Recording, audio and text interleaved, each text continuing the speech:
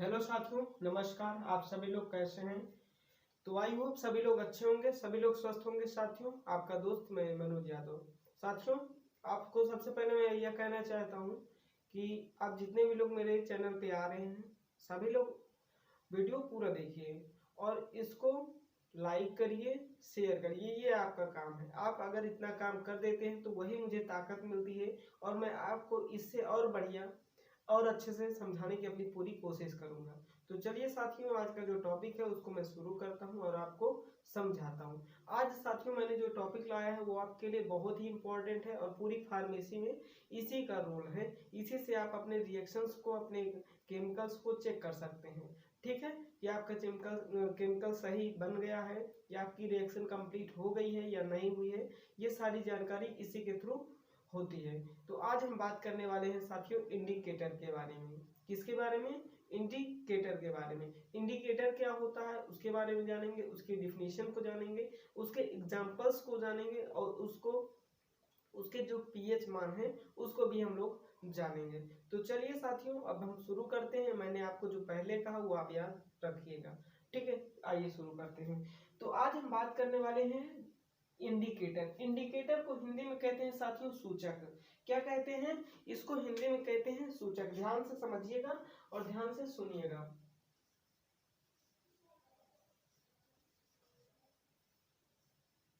चलिए, अब आपको यहाँ पे पूरा क्लियर दिखेगा और मैं बात करने वाला हूँ इसके डिफिनेशन की।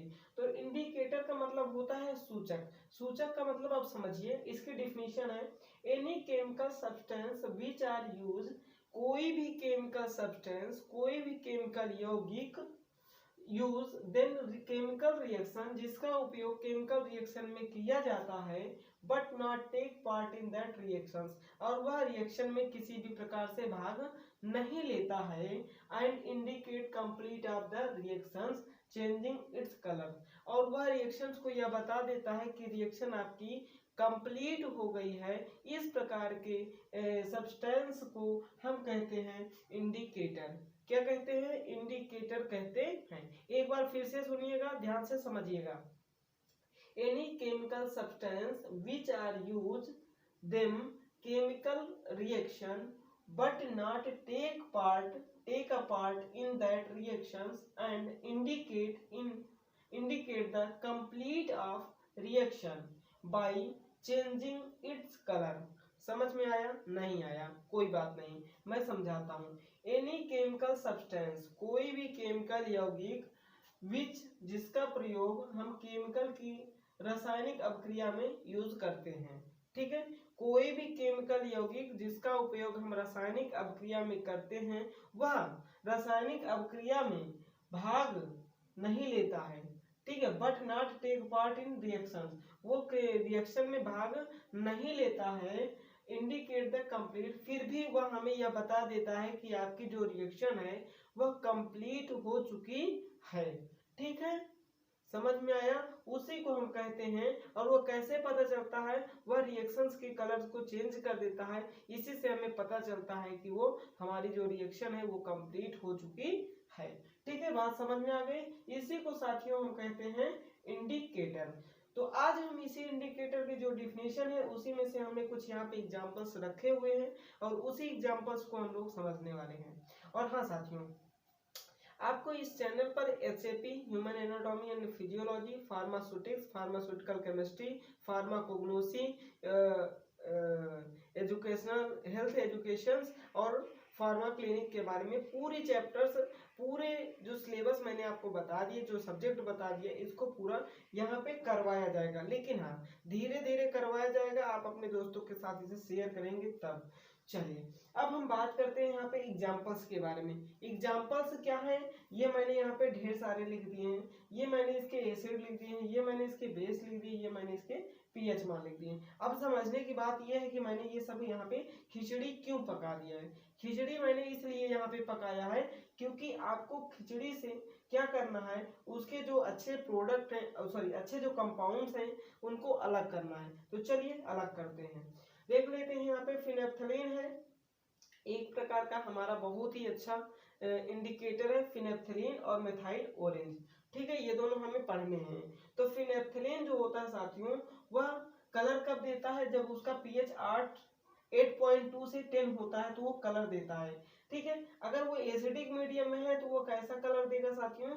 अगर आपका फिनेप्थलीन एसिडिक मीडियम में है तो वह कलरलेस होगा। कैसा होगा? कलरलेस होगा। अगर वही फिनेप्थलीन अगर बेस मीडियम में है तो वो क्या होगा? पिंक कलर देगा। कैसा कलर देगा साथियों? पिंक कलर देगा।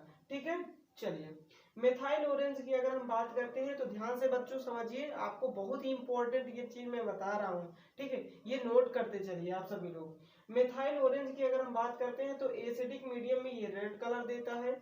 इसका पीएच मान क्या होता है? 3.2 से 4.4 होता है। क्या होता है? 3.2 से 4.4 होता है। और बेस में क्या देता है साथियों? अगर बेस मीडियम है तो यह येलो कलर देता है। कैसा कलर देता है? येलो कलर देता है। अब आइए हम बात करते हैं साथियों मेथाइल वायलेट की। मेथाइल वायलेट की अगर हम बात करते हैं तो यह एसिडिक मीडियम में कैसा कलर देता है? येलो कलर देता है। एसिडिक मीडियम में येलो कलर देता है मेथाइल वायलेट। ठीक, इसका पीएच मान क्या होता है? इसका पीएच मान होता है, ठीक है, कितना होता है? 1.6 होता है। 1.6 होता है, ये आप मान के चलिए। ठीक है, अगर हम बेस में देखते हैं तो इसमें बेस में क्या होता है? ब्लू कलर देता है। कैसा कलर देता है? ब्लू कलर देता है। बात समझ में आ रही? सभी को आवाज क्लियर जा रही होगी। ठीक, चलिए अगर हम बात करते हैं थाइमोल ब्लू की। ठीक है, थाइमोल ब्लू एक प्रकार का हमारा इंडिकेटर होता है। ये एसिडिक मीडियम में रेड कलर देता है। इसका पीएच मान 1.2 होता है से 2.8 तक होता है। 1.2 से 2.8 तक होता है और यह बेस में येलो कलर देता है। बेस में कैसा देता है? येलो कलर देता है। समझ में आ रहा है सभी को? चलिए अब हम अगले की बात करते हैं, ब्रोमोक्रिसोल। ठीक है, ये क्रिसोल ग्रीन। ठीक है, ब्रोमोक्रिसोल ग्रीन एक प्रकार का इंडिकेटर है जिसका एसिडिक मीडियम में येलो कलर देता है। इसका पीएच मान जो होता है वह होता है 3.8 से 5.4 होता है। और अगर हम बात करते हैं इसके बेस की तो ये बेसिक मीडियम में ब्लू कलर देता है। कैसा कलर देता है? ब्लू कलर देता है। ठीक साथियों, अगर हम बात करते हैं मेथाइल रेड की।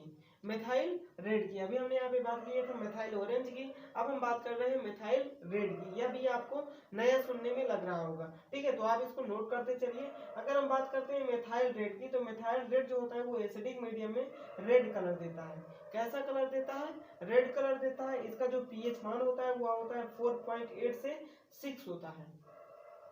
4.8 से 6 होता है पीएच मान। ठीक, और ये बेस में कैसा कलर देता है? बेस में येलो कलर देता है। समझ में आ रहा है साथियों? चलिए बहुत अच्छे, बहुत सुंदर, लाइक करते चलिए। लिटमस की अगर हम बात करते हैं, लिटमस पेपर। ठीक है, लिटमस पेपर की बात करते हैं तो वह एसिडिक मीडियम में रेड कलर देता है। जैसे हम लिटमस को एसिड में मिलाते हैं तो वह रेड कलर का हो जाता है। ठीक है, यानी उससे हमें यह पता चलता है जो हमारा सोल्यूशन है अगर हम उसमें मिलाते हैं, ठीक है, डिसॉल्व करते हैं, जैसे हम उसमें टच कराते हैं लिटमस पेपर को, अगर वो रेड कलर हो जाता है तो इसका मतलब यह हमें पता चल जाता है कि जो हमारा सोल्यूशन है जिसमें हम उसको डुबोए हैं वह हमारा एसिडिक है। बात समझ में आ गई? अगर हम बात करते हैं इसके पीएच मान की तो इसका पीएच मान होता है 5 से 8। 5 से 5 मतलब एसिडिक होगा और 8 मतलब बेस होगा। और बेस होगा तो ये कैसा कलर देगा? ब्लू कलर देगा। बेस होगा तो ये ब्लू कलर देगा। बात समझ में आ रही है? चलिए आज के हम लास्ट पॉइंट की बात कर लेते हैं, फिर अगले वीडियो में मिलेंगे तो आगे हम और ढेर सारे इंडिकेटर्स के एग्जांपल्स आपके सामने लेकर आएंगे। यहाँ पे हम बात करते हैं ब्रोमोथाइमोल ब्लू। ब्रोमोथाइमोल ब्लू के बारे में, तो ये एसिडिक मीडियम में येलो कलर देता है और बेस मीडियम में ब्लू कलर देता है। लेकिन इसका जो पीएच मान है वह है 6.0 से 7.6 तक। तो आई होप साथियों आपको इंडिकेटर समझ में आ गया होगा। अगर आपको इंडिकेटर समझ में आ गया है तो आप इसको ज़्यादा से ज़्यादा अपने दोस्तों के साथ शेयर कर दीजिए और चैनल को सब्सक्राइब अभी तक नहीं किए हैं तो कर लीजिए, क्योंकि आपके लिए बहुत ही बेनिफिट होने वाला है। तो थैंक यू। जय हिंद, जय भारत।